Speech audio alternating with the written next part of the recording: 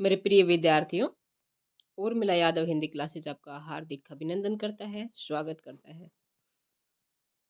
अभी हम पढ़ने जा रहे हैं राम लक्ष्मण परशुराम संवाद। राम लक्ष्मण परशुराम संवाद ये उस समय की घटना है जब गुरु विश्वामित्र राम और लक्ष्मण जी के साथ राजा जनक की सभा में सीता संवर के अवसर पर गए थे। वहाँ भगवान श्री राम ने शिव जी का धनुष तोड़ दिया था, क्योंकि संवर का ये संवर के लिए शर्त रखी गई थी कि जो भी इस शिव धनुष को तोड़ेगा उसी के साथ सीता का विवाह किया जाएगा। ये जब सीता छोटी थी उस समय राजा जनक ने प्रतिज्ञा की थी। हुआ यूं था कि सीता जी ने मंदिर की सफाई करते वक्त शिव धनुष को उठा के दूसरी जगह पे रख दिया था, उठा लिया था, यानी कि ऐसा कह सकते हैं। उसकी सफाई की थी उठाकर। भगवान राजा जनक को इस बात का आश्चर्य हुआ कि इतनी छोटी सी कन्या ने इस शिव धनुष को, जो कोई आज तक उठा नहीं पाया है, उठाना इतना आसान नहीं है, इसने उठा लिया। उसी समय उन्होंने प्रतिज्ञा की थी कि मैं इसका विवाह उसी के साथ करूंगा जो इस शिव धनुष को तोड़ेगा। तो वहां जाकर संवर में जाके भगवान श्री राम ने शिव धनुष को तोड़ दिया। और इस बात को लेकर परशुराम, जो कि भगवान शिव के परम भक्त थे और उनको शिव धनुष प्रिय था, क्रोधित हो गए। उनको इस बात का पता नहीं था कि ये विष्णु भगवान के अवतार श्री राम जी ने इस धनुष को तोड़ा है। तो क्रोधित हो गए, क्रोधित होकर सभा में आए और सभा को ललकारा। उन्हीं के बीच राम लक्ष्मण और परशुराम का ये संवाद है। क्या कहते हैं आपस में एक दूसरे से, वही हमें जानना है। और अवधी भाषा का इसमें प्रयोग है। रामचरितमानस के बालकांड से ये जो प्रसंग है आज हम पढ़ने जा रहे हैं, लिया गया है। ठीक है, तो चलिए शुरुआत करते हैं। पहला पद हमारे सामने है, पहला काव्यांश है। नाथ शंभु धनु भंज निहारा, होई केऊ एक दास तुम्हारा। पहले इसी लाइन की व्याख्या कर लेते हैं। भगवान श्री राम कहते हैं परशुराम से, जब क्रोधित होके परशुराम आते हैं सभा में और कहते हैं शिव धनुष किसने तोड़ा, उस समय भगवान श्री राम परशुराम को विनय पूर्वक कहते हैं कि नाथ शंभु धनु भंज नियारा। हे नाथ, अर्थात परशुराम जी को कहते हैं कि हे नाथ, हे स्वामी, शंभु धनु अर्थात भगवान शिव का धनु। भंज निहारा का अर्थ होता है तोड़ने वाला। कि जिसने भी भगवान शिव का ये धनुष तोड़ा है, हो ही केऊ एक दास तुम्हारा, वो आप ही का कोई एक दास है। कि जिसने भी ये शिव धनुष तोड़ा है वो आप ही का कोई एक दास हो ही है। केऊ कोई, एक एक दास, तुम्हारा आपका कोई एक दास है। उसके बाद आयेशु कहा कहिए किन मोई। आयेशु आज्ञा करके, कहा क्या, कहिए कहना, किन मोई आज्ञा करके मुझे कहिए कि आप क्या कहना चाहते हैं। कि आप मुझे कहिए कि आप क्या कहना चाहते हैं। सुने रिसाही बोले मुनि। रिसाही क्रोध में भर के, जो मुनि है परशुराम जी है, वो क्रोध में गुस्से में भर के बोले। क्या बोले? सेवकु सो जो करे सेवकाई। सेवकु सेवक, सो वह जो करे सेवकाई। सेवकाई सेवा करना। सेवक वह होता है जो सेवा करे।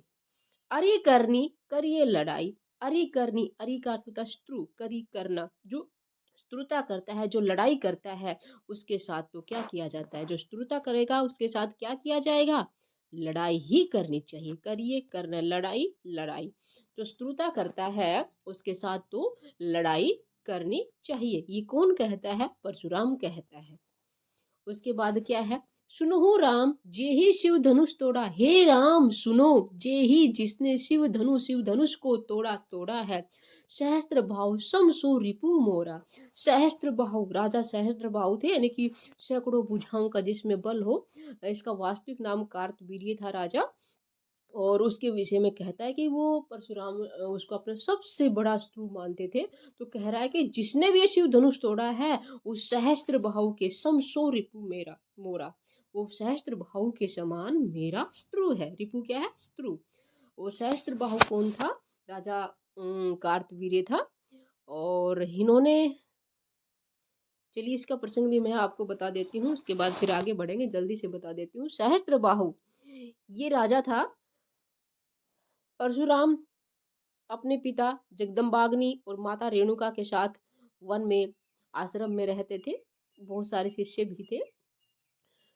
राजा शिकार करने के लिए वन में जाते हैं और विश्राम करने के लिए जगदम्बाग्नि ऋषि के आश्रम में ठहरते हैं। इनके पास कामधेनु गाय थी और राजा से दल बल सेना सहित आश्रम में पधारे थे। उनकी भोजन की व्यवस्था कामधेनु जी से प्रार्थना करके ऋषि ने की थी। कामधेनु द्वारा 56 प्रकार के भोग राजा और उसके सैनिकों को प्रदान किए गए। इस बात से प्रसन्न हो गए राजा कार्तवीर्य और यानी कि सहस्त्रबाहु, और उन्होंने ऋषि से जगदम्बाग्नि से यानी कि परशुराम जी के पिताजी से कामधेनु गाय की इच्छा अपने ब्राजमहल में ले जाने की व्यक्त की। इन्होंने मना कर दिया। मना करने के बाद बलपूर्वक लेना चाहा। ऋषि ने भी बल का प्रयोग किया। अंततः दोनों में युद्ध हुआ और अपने बाहुबल से सहस्त्रबाहु ने ऋषि और उनके शिष्यों का वध कर दिया। उस समय परशुराम जंगल में गए हुए थे लकड़ियां लाने के लिए। वापस लौटे तो सारा ये नरसंहार देखा, क्रोधित हो गए। किसी घायल शिष्य द्वारा उन्हें ये समाचार मिला किसने कैसे किया है। तभी उन्होंने प्रतिज्ञा की थी कि मैं सहस्त्रबाहु को और जितने भी क्षत्रिय राजा हैं उन सभी को का वध कर दूंगा। और तब से उन्होंने बहुत सारे क्षत्रिय राजाओं को चुन चुन के मारा और उनकी भूमि को, उनके राज्यपाट को ब्राह्मणों को दान कर दिया। और सहस्त्रबाहु उनका कट्टर गोहस्त्रु हो गया था। तो उसी का ये जिक्र है। ठीक है, चलिए आगे बढ़ते हैं। आगे कहता है परशुराम भगवान राम से कहते हैं कि सो बिलगाऊ बिहाई समाजा, सो उसे बिलगाऊ अलग कर दो, बिहाई समाधि समाज से उसे अलग कर दो, अर्थात इस सभा से उसको अलग कर दो। अलग कर दो कि इसने इस शिव धनुष को तोड़ा है। न तो मारे जे ही सब राजा, नहीं तो ये सारे राजा जो यहाँ बैठे हैं सभा में मारे जाएंगे। ये कौन कह रहा है? परशुराम कह रहा है। किससे कह रहा है? भगवान श्री राम से कह रहा है। सुनी मुनि वचन लखन मुस्काने। अब बीच में कौन आ गए हैं? लक्ष्मण आ गए हैं। और क्या कहते हैं? सुनी मुनि वचन, मुनि के वचनों को सुन के लखन लक्ष्मण मुस्काने, मुस्कुराए और बोले। क्या बोले? परशु धरी अवमाने। और परशु को धारण करने वाले अर्थात परशुराम की अवमानना करते हुए, उनका अपमान करते हुए बोले। क्या बोले? बहु धनु ही तोड़ी लड़काई, लड़कपन में बचपन में हमने बहुत सारे धनुष तोड़े हैं। कभू ने असी ऋष की नहीं घोषाई। हे घोषाई अर्थात हे ब्राह्मण देवता, कभी किसी ने इतना क्रोध नहीं किया। ऋष क्या है? क्रोध की नहीं। कभी कभी किसी ने असी ऐसा, कभी किसी ने ऐसा क्रोध नहीं किया। हमने तो बचपन में बहुत सारे धनुष तोड़े हैं, कभी किसी ने ऐसा क्रोध नहीं किया। ये ही धनु पर ममता के ही हेतु, इसी धनुष पर, ये ही इसी धनुष पर ममता प्यार लगाव के हेतु, किस कारण से आपका इस धनुष पर लगाव है, इस धनुष से आपकी ममता है। सुने ऋषाई कह भृगु कुल केतु। उसके बाद क्या है? भृगु कुल केतु किसे कहा गया है? परशुराम को कहा गया। भृगु वंश में उनका जन्म हुआ था।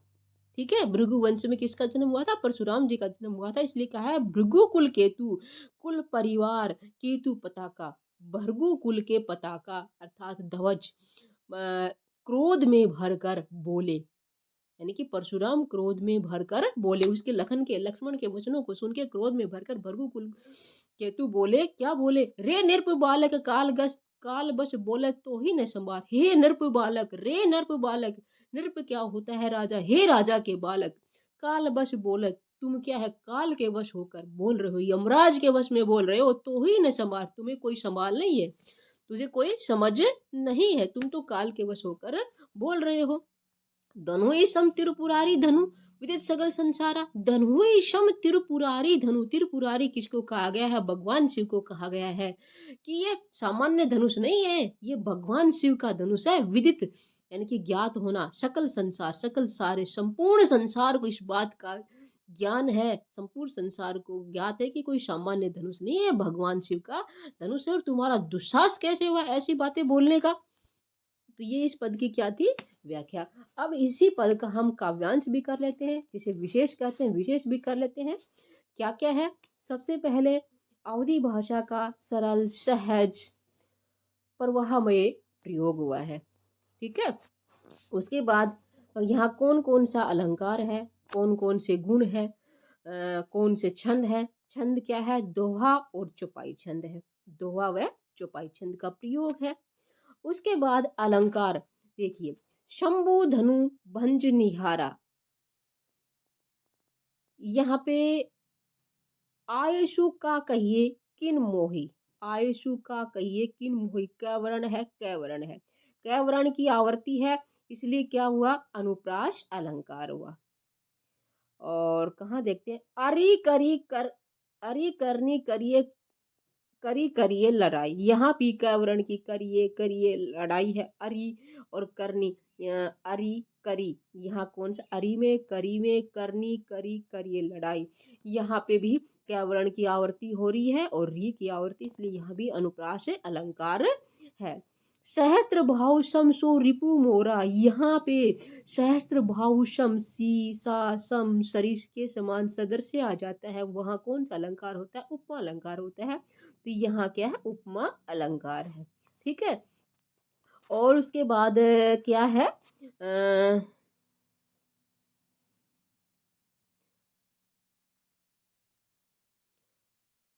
यहाँ पे क्या है कि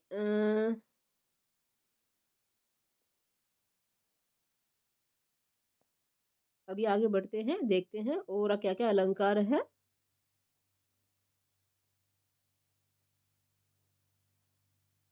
भृगु कुल केतु, यहाँ पे भृगु कुल केतु, यहाँ पे रूपक अलंकार है। भृगु कुल के केतु, यहाँ पे क्या है? रूपक अलंकार का प्रयोग हुआ है।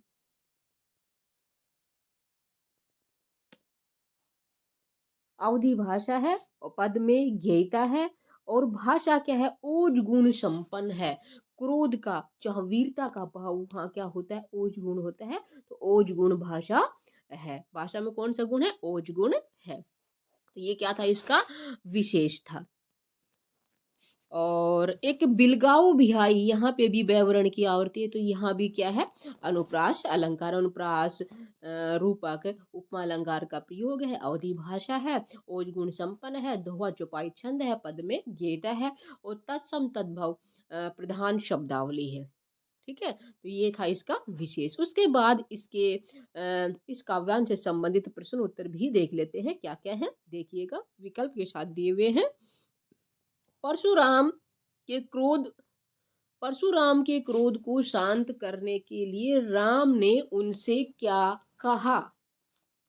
राम ने क्या कहा था? धनुष तोड़ने वाला कोई राजकुमार है, या धनुष तोड़ने वाला आपका कोई सेवक होगा, हम धनुष तोड़ने वाला आपका कोई मित्र होगा, ये धनुष आपने अपने आप टूट गया।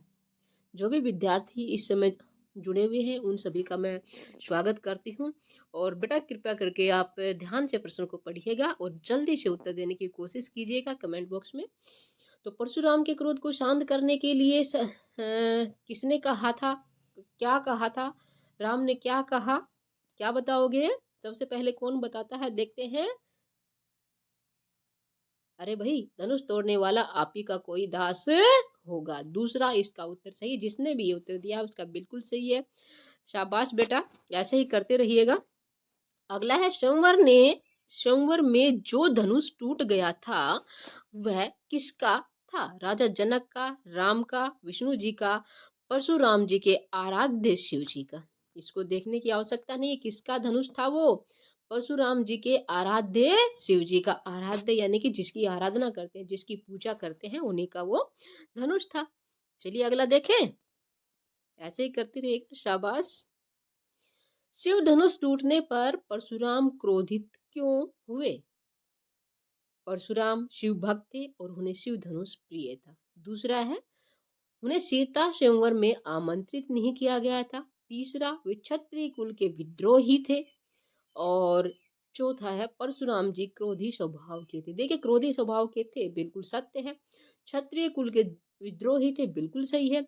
और उन्हें सीता स्वयंवर में आमंत्रित नहीं किया गया था, ये भी सही है, क्योंकि राजाओं को, राजकुमारों को आमंत्रित किया गया था और राजा राजकुमार नहीं थे, वो सन्यासी थे, साधु थे, बहुत बड़े वाक्यानि आचार्य थे और वो बाल ब्रह्मचारी थे। ठीक है, ये बातें तीनों ही बातें उनके विषय में सत्य हैं।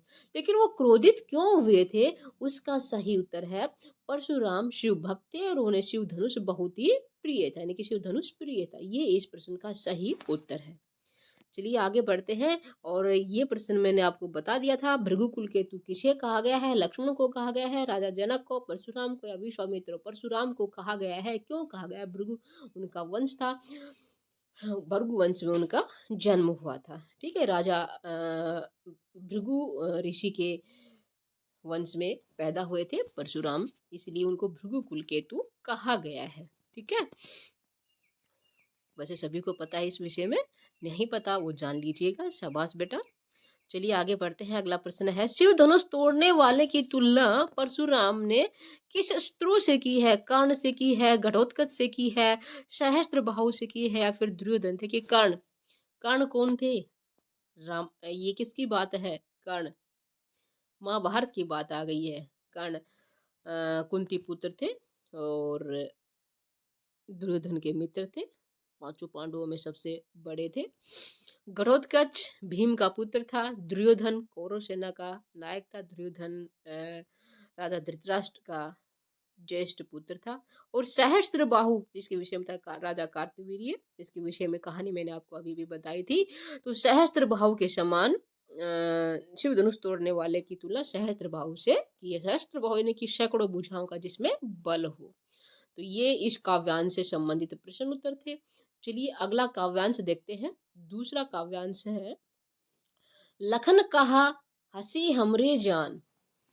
लखन कहा हसी हमरे जान, सुनहु देव सब धनुष धनुष समाना।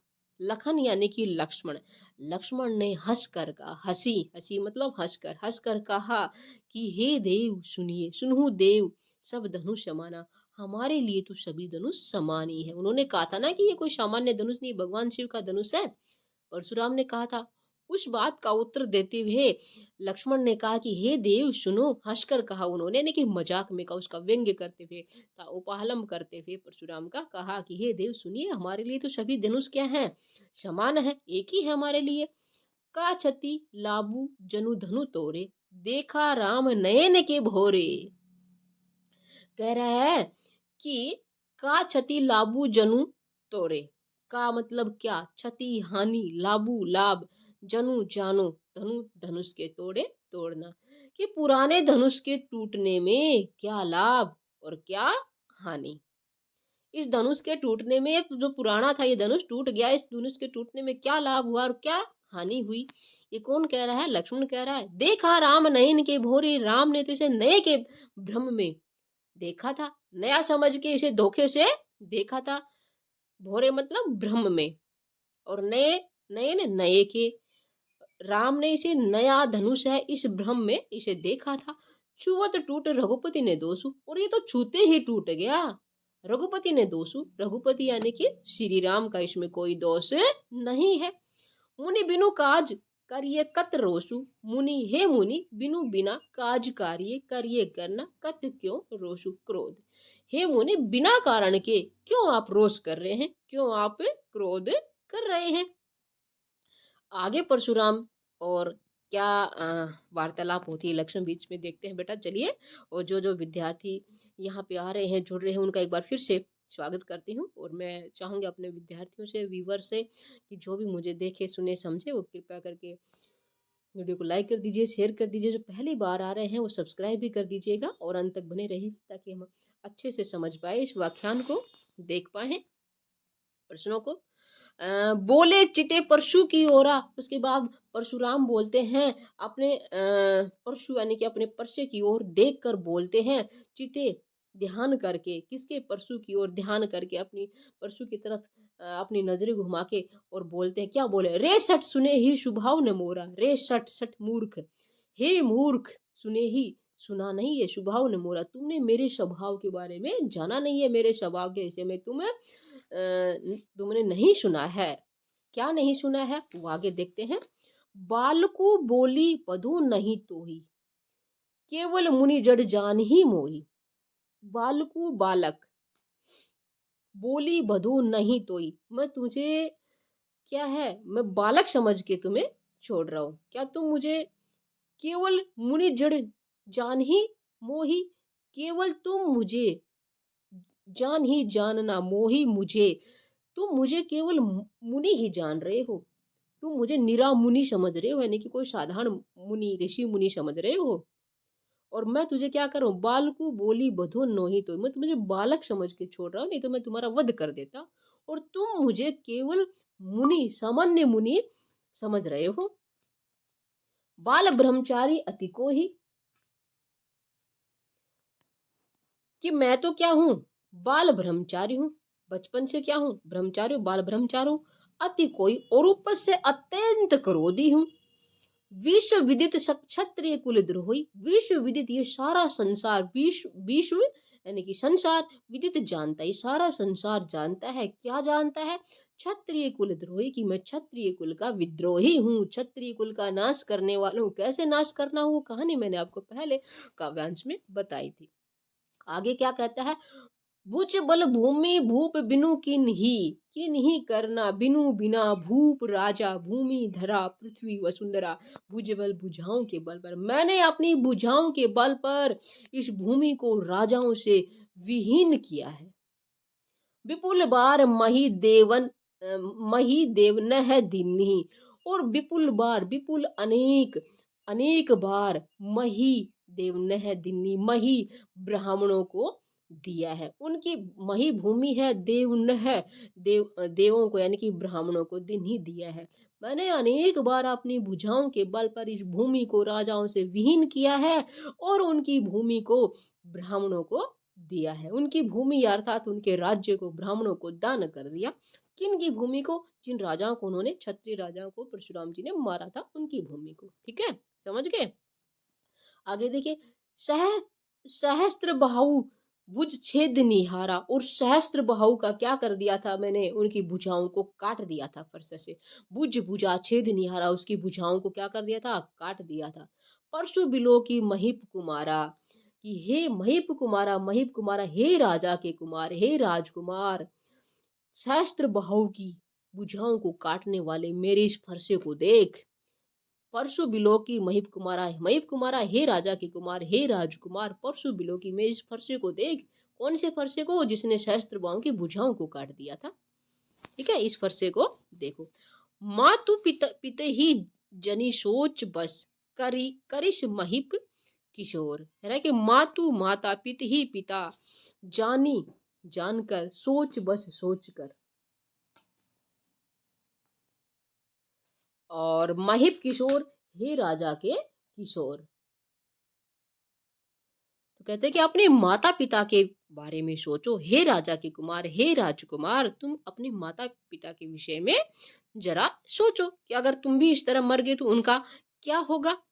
आगे क्या कहता है, कि गर्भन के अर्भक दलहन परशु मोर अति कठोरा, गर्भन, गर्भ में, अर्भक बच्चा, ठीक है, दलहन परशु मोर अति कठोरा, ये जो मेरा परशु है ना, मेरा फरसा है, ये तो गर्भ में पल रहे शिशु को भी नहीं बख्शता है, उसको भी मार गिराता है, ये मेरा परसा है, अत्यंत कठोर है। तो तुम अपने माता पिता के विषय में थोड़ा विचार करो, सोचो। ये इसकी व्याख्या थी। अब इसका काव्यांश देख लेते हैं। क्या है इसका काव्यांश, यानी कि विशेष शिल्प सौंदर्य कह सकते हो। तो यहाँ पे भाषा, अवधी भाषा का सरल सहज प्रयोग है, तत्सम तद्भव शब्दावली है, और यहाँ पे मैंने बताया था ओज गुण यानी कि वीर रस है, रस वीर है, और गुण कौन सा है, ओज गुण, वीरता का, क्रोध का बढ़ा चढ़ा के वर्णन है, मतलब वीरता का और क्रोध का वर्णन किया, कहीं क्रोध है कहीं वीर भाव है, तो वीर रस है और गुण ओज है, धुआ चौपाई छंद है, और भाषा सरल स्पष्ट हमारा हो ही चुका है।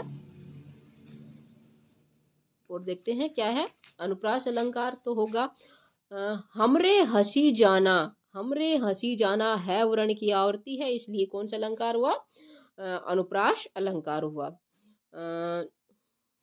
और देखते हैं और कहाँ क्या है, बिनु काज काज करिए कत रोषु, यहाँ भी क्या वर्ण की आवर्ती है इसलिए अनुप्रास अलंकार है। और बालक बोधि भदो, यहाँ भी व्यावरण की आवर्ती है इसलिए अनुप्रास अलंकार है। भूमि भूप, यहाँ भयवर्ण की आवर्ती है, अनुप्रास अलंकार। और यहाँ आगे क्या है, छुवत टूटत, रघुपति ने दोष, छुवत टूटू, छूते ही टूट गया। यहाँ पे अतिशयोक्ति अलंकार है, क्या कोई चीज छूते ही टूट सकती है? थोड़ा बहुत तो उसको जोर लगाना पड़ेगा ना, ऐसे नहीं टूट सकती। छुवत टूटत यहाँ कौन सा अलंकार है? अतिशयोक्ति अलंकार है। और बाल ब्रह्मचारी विश्व विदित, यहाँ भी व्यावरण की आवर्ती है, यहाँ भी अनुप्रास अलंकार है। भुजबल भूमि, यह तो हो चुका, भुजबल भूमि भूप, यहाँ व्यावरण की आवर्ती है। ठीक है, तो अनुप्रास है, अतिशोक्ति है, अलंकार है, इसमें तत्सम तद्भव शब्दावली है, वीर रस है, ओज गुण है। और ये जो काव्यांश है रामचरितमानस के बालकांड से लिया गया है, अवधी भाषा का इसमें प्रयोग है। क्रोध और साथ में व्यंग्य के भाव भी हैं। चलिए अभी काव्यांश से संबंधित प्रश्न उत्तर देख लेते हैं। क्या है, प्रस्तुत पद्यांश किस पाठ से लिया गया है, इसके कवि का नाम बताइए। तो कहाँ से लिया गया है, इसमें क्या सोचना हमें, राम लक्ष्मण परशुराम संवाद से लिया गया है, तुलसीदास इसके कवि हैं। और ये साथ ही ये बता दो, रामचरितमानस है जो इनके द्वारा रचित है, तुलसीदास जी के द्वारा, उनके बालकांड से लिया गया है। आधुनिक युग में यानी कि अब रामायण की जगह रामचरितमानस ही हर घर में पढ़ा जाता है। रामायण संस्कृत भाषा में लिखी गई थी, अवधी भाषा में। आज रामायण को कोई नहीं पढ़ता, पढ़ते हैं पढ़ने वाले, लेकिन रामचरितमानस को ही पढ़ा जाता है हर घर में। इसमें भी 7 कांड है और रामायण में भी 7 कांड है। उसमें अंतिम कांड युद्ध है, युद्ध कांड है, और रामचरितमानस में अंतिम कांड उत्तरकांड है। और राम का चरित्र चित्रण है, इसमें राम के विषय में है, ये वही है, रामायण ही है, ये अवधी भाषा में है। अगला प्रश्न है, लक्ष्मण ने भगवान शिव का धनुष टूटने का क्या कारण बताया है। स्क्रीन पे प्रश्न आपके पढ़िएगा बेटा और बताइएगा। श्री राम के छूने मात्र से टूट गया, या सामान्य धनुष था इसलिए टूट गया, लकड़ी का धनुष था इसलिए टूट गया, इनमें से कोई। क्या कारण बताया था लक्ष्मण ने कि राम के छूने मात्र से टूट गया, ये भ्रम में इन्होंने हाथ लगाया था और छूने मात्र से ये टूट गए, यही कहा था ना कविता में, काव्यांश में, तो यही इसका उत्तर होगा। चलिए अगला देखते हैं, बताइएगा।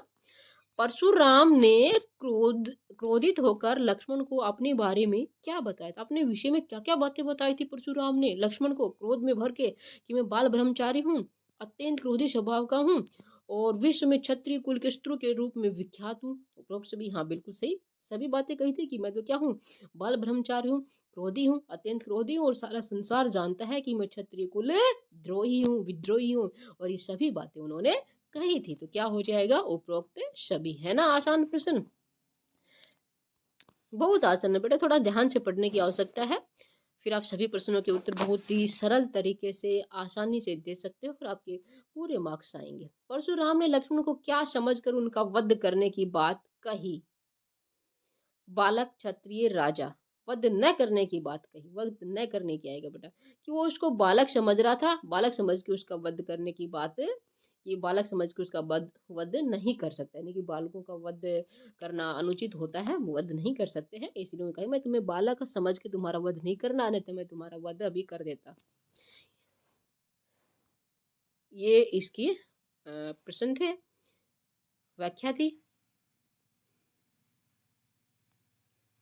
अगला करेंगे अगली क्लास में, अब थोड़ा ज़्यादा हो जाएगा, आप इसी को समझिएगा।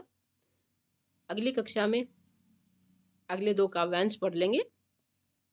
आप इसी तरह इनको करते रहिएगा, समझते रहिएगा और आते रहिएगा। उर्मिला यादव हिंदी क्लासेस पे आपका स्वागत रहेगा। धन्यवाद।